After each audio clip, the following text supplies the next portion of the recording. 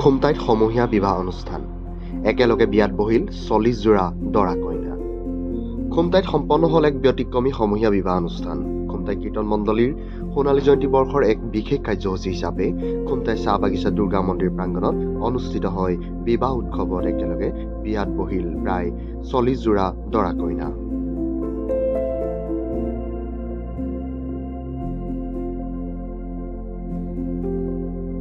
পুৰোহিতৰ বৈদিক মন্ত্ৰোচ্চাৰণ আৰু সম্পূৰ্ণ পৰম্পৰাগত ৰীতি নীতিৰ মাজেৰে এই অনুষ্ঠান সম্পন্ন হোৱাত সমগ্ৰ অঞ্চলটোত এক উৎসৱমুখৰ পৰিৱেশৰ সৃষ্টি হয়।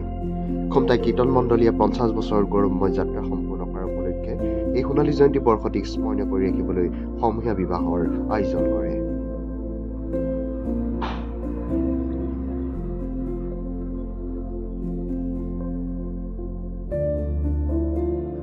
কীৰ্তন মণ্ডলীৰ সদস্যসকলে মাহৰ পিছত মাহ ধৰি এই অনুষ্ঠানৰ পৰিকল্পনা আৰু প্ৰস্তুতি চলাই আহিছিল।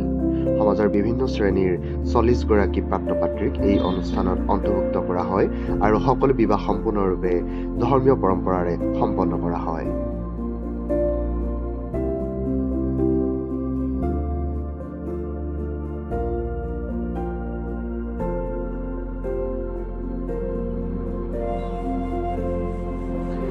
এই সমূহীয়া বিবাহ অনুষ্ঠানৰ আটাইতকৈ আকৰ্ষণীয় দিশটো আছিল পৰম্পৰাগত ছয়দীয়া গৰু গাড়ীত দৰা কইনা উঠোৱাৰ ৰীতি। আধুনিক যুগত প্ৰায় বিলুপ্ত হ'ব ধৰা এই লোক পৰম্পৰাক পুনৰুজ্জীৱিত কৰি আয়োজক সমিতিয়ে সমাজৰ আগত এক অনন্য নিদৰ্শন দাঙি ধৰে। ছয়দীয়া গৰু গাড়ীয়ে দৰা কইনাৰ যাত্ৰাই উপস্থিত দৰ্শকসকলৰ মনত এক নষ্টালজিক অনুভৱৰ সৃষ্টি কৰে আৰু পুৰণি দিনৰ বিবাহ পৰম্পৰাৰ কথা মনত পেলাই দিয়ে।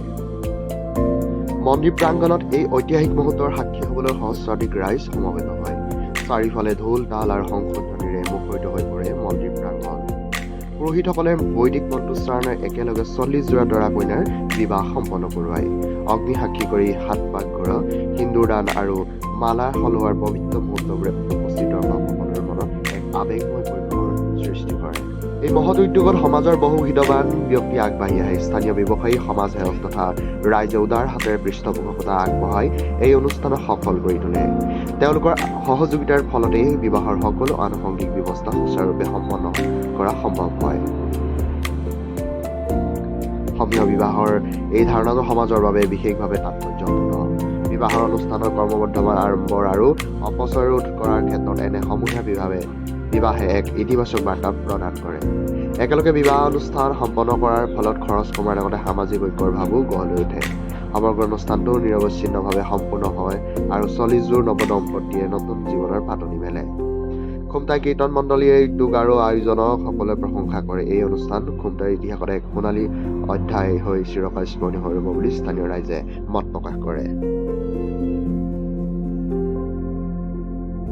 খুমটাই কীৰ্তন মণ্ডলীৰ উদ্যোগত আৰু খুমটাই বাগিচা হিন্দু ৰাইজৰ সহযোগত সামূহিক বিবাহ অনুষ্ঠিত কৰা হৈছে আৰু এই সামূহিক বিবাহত 40 জোৰা দৰা কইনাৰ ইয়াত বিবাহ সম্পন্ন কৰা হৈছে। যিহেতু খুমটাই কীৰ্তন মণ্ডলী ইতিমধ্যে 60টা বছৰ অতিক্ৰম কৰিলে আৰু এই 60টা বছৰ মত প্ৰথমটো যিহেতু সোণালী জয়ন্তী বৰ্ষ, এই সোণালী জয়ন্তী বৰ্ষত আমি প্ৰথমটো ব্যতিক্ৰমী কাৰ্যসূচী হিচাপে আমি সামূহিক বিবাহ অনুষ্ঠান আয়োজন কৰিবলৈ আগবাঢ়িছোঁ আৰু এই সামূহিক বিবাহ অনুষ্ঠানেৰে আমি এইবাৰ 40 জোৰা দৰা কইনাক আমি যুগ্ম জীৱনৰ আৰম্ভ কৰাৰ এক বৈদিক পৰম্পৰা মতে এক অনুষ্ঠান সম্পন্ন কৰা হ'ল। আৰু এটা কথা এই মাধ্যমেৰে আপোনালোকক জনাব বিচাৰোঁ, কেৱল মাত্ৰ এই অনুষ্ঠানটো নৱপ্ৰজন্মৰ বাবেও আমি এক দিশত নৱপ্ৰজন্মকে দেখাব বিচাৰিছোঁ যে যিহেতু ছয়দীয়া গাড়ী পূৰ্বতে দৰা অহা বৰযাত্ৰী অহা ছয়দীয়া গাড়ীও আমি প্ৰস্তুত কৰি উলিয়াইছিলোঁ।